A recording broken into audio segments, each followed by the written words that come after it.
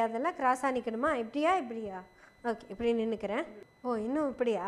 Okay, இங்கிருந்து இப்படி திரும்பி பார்த்து பேசணுமா? கொண்ட கொள்கைக்கு எதிராக பெத்த தாய் தகப்பனே வந்தாலும் விரோதி தான். டேய், இங்க போர் நடக்குதுடா, இங்க போர். லட்சிய கூட்டத்துக்கும் ரசிக கூட்டத்துக்கும் நடுவில் போர், சண்டை. அவ்வளவுதான்டா, இனிமே சண்டை தான்டா, சண்டையே தான். கொள்கைக்கு லட்சியத்துக்கு எதிராக பெத்த தாய் தந்தரே வந்தாலும் நமக்கு எதிரிதான். லட்சிய கூட்டத்திற்கும் ரசிக கூட்டத்திற்கும் நடுவில் போர் நடக்க போகிறது. இங்கே போர், லட்சிய கூட்டத்திற்கும் ரசிகர் கூட்டத்திற்கும் இடையே போர், சண்டை. சரி அண்ணே, உங்க லட்சியம் என்ன? லட்சியம் ஏனுங்க? லட்சியத்தை தானங்க கேட்டேன், அதுக்கு எங்க காசு கொடுத்து பேசிட்டு இருக்கிறீங்க?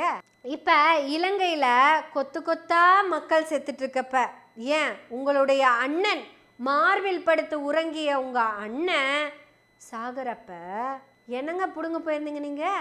அட, என்னத்தை புடுங்கிட்டு இருந்தீங்கன்னு சொல்லணும்ல, சொல்லாம எங்க வரீங்க? அப்பெல்லாம் ஒன்னையும் புடுங்காம இப்ப லட்சியப்படை அப்படிங்கிறீங்க. முத்துக்குமார்னு ஒரு பேர் கேள்விப்பட்டிருக்கீங்களா? முத்துக்குமார் நீங்க முதல் நாள் ஷூட்டிங்ல எல்லாம் போய் ரொம்ப சந்தோஷமா இருந்துட்டு, அதாவது நீங்க ஏற்கனவே கால் ஷீட் கொடுத்த ஷூட்டிங்கை சொல்லிட்டு இருக்கேன். நீங்க ஷூட்டிங்னு கூத்தடிச்சிட்டு இருக்கும்போது இங்க ஒருத்தன் லட்சியத்துக்காக தன் உடலை எரித்தான். அவன் எழுதின லெட்டர் இருக்குல்ல, எரியறப்ப ஐயோ அம்மானு கூட கத்தல, அந்த வார்த்தைகளை சொல்லதான் எரிஞ்சான். அது லட்சியவாதி. அவன் லட்சியவாதி, கொள்கை உடையவன். அவருடைய சாவுக்கே அடுத்த நாள் சாவகாசமா வந்த சொல்ற பையன் தானே நீங்க. இதுல எங்க நீங்க லட்சியத்தை பார்த்தீங்க? லட்சியம் வாழ்ந்துட்டு இருக்குன்னு சொல்லுங்க பாப்போம். இதுல லட்சிய கூட்டத்துக்கும் ரசிகர் கூட்டத்துக்கும் சண்டையாமா. ஆட, நீங்க சொன்னீங்கல்ல ரசிக கூட்டம், உங்க தம்பிகளே பெரு ரசிகர்களா தான் இருக்காங்க. ஆட, உங்களுக்கும் உங்க ரசிகர்களுக்கும் சண்டைன்னு சொல்லி போட்டா வேலை முடிஞ்சுதா? அதாவது இதுக்கு முன்னாடி வரைக்கும் நல்லா காசா கொடுத்துக்கிட்டு இருந்தாங்க, நீங்களும் தின்னு கொளுத்துக்கிட்டு இருந்தீங்க. இப்போ அந்த காசை கொடுக்கறது கம்மி பண்ணிட்டாங்க, அதனால உங்க 2 பேத்துக்குள்ள சண்டை. அப்படித்தானே? லட்சிய கூட்டம் ரசிகர் கூட்டம். இது எப்படி? நீங்க இந்த ஆர்ப்பாட்டங்கள் பண்ணும்போது மட்டும்தான் உங்களுக்கு இந்த லட்சியங்கள் வருமா? இந்த வளசரவாக்கத்துக்கு தம்பிகளை கூப்பிட்டீங்கல்ல, அன்பு தம்பிகளே, அண்ணா ஆடின ஆட்டத்துக்கு ஆப்பு வச்சிருக்கிறாங்க. ஆப்ப நான் மட்டும் போனேன்னா ஆப்பா சொருகிருவாங்க. தம்பிகள்லாம் நின்று அண்ணனை தற்காத்துக்கணும். உங்களை நம்பித்தாண்டா அண்ணன் போறேன். அன்னைக்கு வந்துச்சு லட்சிய கூட்டம், நான் பார்த்தனே. அந்த லட்சிய கூட்டம் லட்சியத்துக்கு வேண்டி பேசின பேச்சு இருக்கு பார்த்தீங்களா? அதே சேம் ஸ்டேஷனுக்கு செகண்ட் டைம் வேற அண்ணனுடைய லட்சிய வீராங்கனை பண்ணதை பார்த்தீங்கன்னா ஐயோயோயோ, நான் வருத்தப்படுறேன். ஆம்பளையா பிறக்கலைன்னு வருத்தப்படுறேன். நான் மட்டும் ஆம்பளையா பிறந்தது தான் இங்க நடக்கிறதே வேற. ஆட, யாரும் இல்ல, வணக்காப்பாளர் புள்ளதான். வணக்காப்பாளர் புள்ள நீங்க பண்ண கேவலமான வேலைக்கு சப்போர்ட் பண்ணிட்டு நின்று தான் லட்சிய பேச்சு பேசுனாங்க. எங்களுக்கு இருக்க ஒரே தலைவர் அண்ணன் தான். 2 பேரும் விருப்பப்பட்டு தானே. ஏதோ அண்ணன் குச்சிக்குள்ள உட்காந்துருக்கிற பிள்ளையே தூக்கிட்டு போன மாதிரி பேசிட்டு இருக்கீங்க. சோளக்காட்டு மூளையில ஜிகு ஜிகு ஜிம் காலேஜ் போயிட்டு வந்த பிள்ளைய தூக்கிட்டு போய் அண்ணே சீமான் அண்ணே. அட, இந்த லட்சிய வீணாங்கனே அந்த அளவுக்கு லட்சியத்துக்கு வேண்டி போராடி அழுதுச்சுங்க. அட, ஃபாத்திமா ஃபர்ஹானாங்கிற லட்சிய போராளி விடிய ஸ்டேஷன்லயே நின்றுட்டு இருந்ததுங்க. இலங்கை இறுதி யுத்தத்துக்கு வேண்டி போராடி கொண்டிருந்த எங்கள் அண்ணன் மேலையா நீங்க இப்படி ஒரு கேஸ போட்டிருக்கீங்க?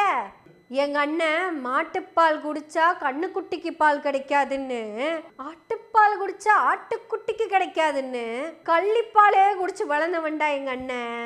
பேர்பட்ட அந்த தியாகிய அவர் விருப்பப்பட்டு தாண்டா பண்றாரு. மாசம் பணம் கொடுத்தது கூட விருப்பப்பட்டு தானே கொடுத்தாரு. அப்பேற்பட்ட லட்சிய வீரனை, கொள்கை வீரனை எதுக்கு வளசரவாக்கத்துக்கு கூட்டிட்டு வந்தீங்க? இந்த லட்சிய வீரர்கள்லாம் சேர்ந்து அந்த ரசிக கூட்டத்துக்கு கூட போர் புரிய போறாங்க. அப்படி என்னதான் போற புரியுவீங்க சொல்லுங்க? உங்க லட்சிய வீரர்கள்லாம் என்ன வீடியோ போட்டீங்க? கோவால நடக்கிற கல்யாணத்துக்கு இந்த நடிகர் இன்னொரு நடிகை கூப்பிட்டு தனி ஃப்ளைட்ல போனாரு. ஏங்க, நீங்க உங்க கையில காசு இருந்தாலும் அதைத்தானே பண்ண போறீங்க. உங்க லட்சிய வீரத்தை இந்த லட்சிய வீரர்களோட தலைவர் காசு இல்லாததுனால மதுரையோட நின்றுக்கிட்டாரு. அவ்வளவுதான். தனி ஃப்ளைட்டுக்கு வைக்கலதுனால ட்ரெயின் ஆகி போயிடுச்சுன்னு வச்சுக்கோங்க. என்னடா லட்சிய வீரர்களுக்கும் ரசிக வீரர்களுக்கும் இருக்குது, ரசிகர்களுக்கும் போரு ஒன்றும் புரியல. எப்பா, நீங்களே ரசிகர் தான்ப்பா. ஆட, சில்ற பசங்களா, உங்க ரசிகர்கள் தான் இந்த தம்பிகளே. யோசிச்சு பாருங்க, இந்த தற்கொலை நான் இங்கே யாருக்காவதும் குறைஞ்சபட்ச அறிவுன்னு இருந்துச்சுன்னா, சரி அது வேணாம், லட்சியம்னு ஏதாவது ஒட்டிட்டு இருந்ததுன்னா என்ன பேசுவாங்க? இலங்கையில் என் தமிழச்சி மீது சிங்களவர்கள் பாலியல் வன்புணர்வு செய்தார்கள், அது முற்றிலும் தவறு தவறு தவறு. ஆனால் அதையவே எங்கள் அண்ணன் செந்தமிழன் சீமான் செய்தால் அது முற்றிலும் சரி. லட்சியமா இது? இல்லை, இதுதான் லட்சியமானு கேட்குறேன். இந்த லட்சியத்தை தான் இந்த தற்கொலை கூட்டம் வச்சுட்டு இருக்குது. இந்த தற்கொலை கூட்டம் தான் அந்த ரசிகர் கூட்டத்துக்கிட்ட போய் சண்டை போட போகுது. சரி, இந்த லட்சியவான்கிட்டயே கேள்வி கேட்போம், வேற என்ன பண்றது? மிஸ்டர் லட்சிய வீரனே, நீங்க இலங்கைக்கு போனதா புலிகிட்டு இருக்கீங்கல்ல, இப்ப நீங்க எதையெல்லாம் சொல்லி பேசுனீங்களோ அதெல்லாம் அதுக்கு முன்னாடியும் நடந்துச்சு. யாழ்ப்பாண நூலகம் தெரியுமா? ஒரு குழந்தைகள் பள்ளிக்கூடம் தெரியுமா? அந்த குழந்தைங்க மேலையெல்லாம் குண்டை போட்டு 60 குழந்தைங்க இறந்து போனாங்க. அது எவ்வளோ பெரிய இஷ்யூ ஆச்சு தெரியுமா? அதுக்கு முன்னாடியே குட்டிமணி, ஜெகன் அப்படின்னு எத்தனை பேர் இறந்துருக்காங்க. அவ்வளவு ஏண்டா இன்னைக்கு உலகத்துல எவனாவது சாகும் வரை உண்ணாவிரதம்னு சொன்னா அவங்க முன்னாடி போய் திலீபன் போட்டோவை தான் காட்டுவாங்க. ஏன்னா திலீபன் மட்டும்தான் லட்சிய வீரன், கொள்கை வீரன். இதெல்லாம் நீங்க போறதுக்கு முன்னாடி நடந்தது. எப்போவாதும் போய் திலீபனுடைய கலரையை பார்க்கணுன்னு ஆசைப்பட்டீங்களா? எப்படி 21 நாள் ஒரு சொட்டு தண்ணி குடிக்காம சாப்பிடாம சிறுநீரில் ரத்தம் போற அளவுக்கு துடிச்சு இறந்தாரு. இதெல்லாம் நீங்க அங்க போறதுக்கு முன்னாடி தானே. அப்புறம் எப்படி உங்களுக்கு அந்த ஆமக்கரையில கைய வச்சு திங்கிறதுக்கு லட்சிய வீரனே மனசு வந்துச்சுன்னு கேட்குறேன். அதுல போட்டி போட்டு வேற சாப்பிட்டாங்களாமா டைனிங் டேபிள்ல. எது உலகத்துக்கே உண்ணாவிரதம்னா என்னன்னு சொல்லி கொடுத்த அந்த மண்ணில் போய் உட்காந்து 5 கிலோ பன்னிக்கறி, அதுவும் பிடிச்சி எடை போட்டு மறுபடியும் ஓட விட்டு அதை சுட்டு பிடிச்சி கொண்டு வந்து சமைச்சு கொடுத்தாங்களாமா. இதெல்லாம் எங்க? உண்ணாவிரதம் இருந்து இறந்த மண்ணில். உலகத்துக்கே உண்ணாவிரதம்னா என்ன, இப்படித்தாண்டா இருக்கணும் அப்படின்னு சொல்லி கொடுத்த அந்த மண்ணில் போய் நான் தின்னேன்னு கதை ஓட்டிக்கிட்டு இருக்கிற நீங்க ஒரு லட்சியவாதி. இந்த லட்சியவாதியும் அந்த ரசிகர் கூட்டங்களும் வேற சண்டை போடுது. நீங்க பொம்பளைங்க கூட சுத்தினா ரசிக்கிறாங்க, நீங்க பொம்பளைங்களை பத்தி தப்பா பேசுனா அதையும் ரசிக்கிறாங்க. ஏன் மற்ற வீட்டு பிள்ளையெல்லாம் இழுத்துட்டு வர, உன் வீட்டு பிள்ளையே கொண்டு வா, நான் அதை ஒத்துக்கிறேன், நான் அக்செப்ட் பண்ணிக்கிறேன், இட்ஸ் மை பிளஷர் அப்படின்னு சொன்னீங்கல்ல, அதுக்கும் கை தட்டினாங்க, ரசிச்சாங்க இந்த லட்சியவாதிங்கிற இந்த ரசிகர் கூட்டம். இருக்கிற பொம்பளைங்கெல்லாம் உனக்குத்தான் மாமா, எடுத்துக்க மாமான்னு பொண்டாட்டி சொன்னப்பவும் ரசிச்சு உட்கார்ந்தவங்க தான் இந்த ரசிகர் கூட்டம். ஐயோ லட்சியவாதிங்க இவங்கெல்லாம். பெண் புலிகள் கேள்விப்பட்டிருக்கீங்களா? பெண் புலிகள் அப்படி இருப்பாங்க.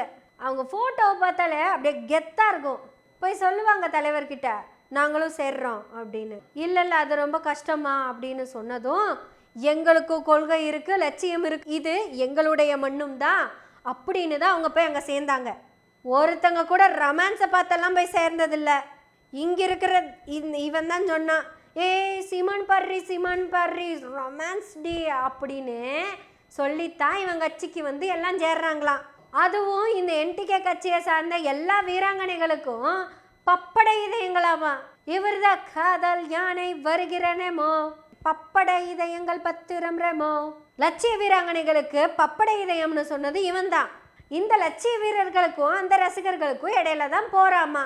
அவங்க சினிமா பார்க்குறாங்க, ஹீரோவை பிடிச்சிருக்கு போறாங்க. ஆனால் உங்ககிட்டையும் அதே சினிமா பிடிச்சி தான் வந்திருக்கிறாங்க. ஆடா அவங்களாவது உண்மையான ரசிகர்கள், நீங்கள்லாம் போலிகளல்ல இருக்கீங்க. இந்த போலி லட்சியவாதிகள் போலித்தனமாக போர் புரியுறேன்னு சொல்லி, ஹலோ 233 போலி டம்மி வேட்பாளர்களே இல்லை, உண்மையான டம்மி வேட்பாளர்களே, உங்களையெல்லாம் லட்சியவாதின்னு அந்த நாய் சொல்லுது. அதையும் அவரே சிரிச்சுட்டு தான் சொல்கிறாரு. அதனால தான் நானும் புன்னகையோடு சொல்கிறேன், நீங்களும் புன்னகையோடையே இருங்க. நம்ம புன்னகை சேனலை சப்ஸ்கிரைப் பண்ணி பெல் பட்டனை அழுத்தி ஆதரவு கொடுங்க. நன்றி, வணக்கம்.